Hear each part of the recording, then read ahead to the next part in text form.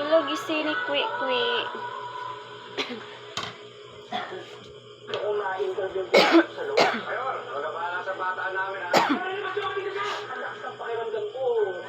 Naman ko 30 seconds lang wala man na ato sa shirt. Ito yung Oh ba?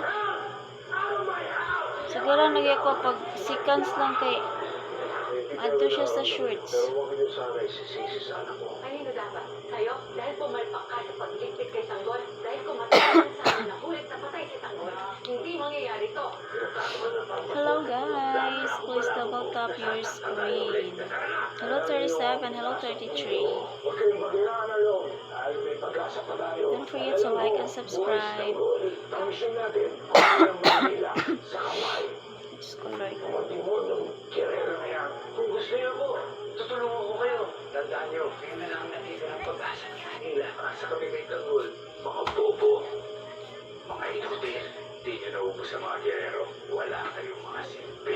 Kaya, habang mahina si Tanggol, iisa-isahin ko na kayo.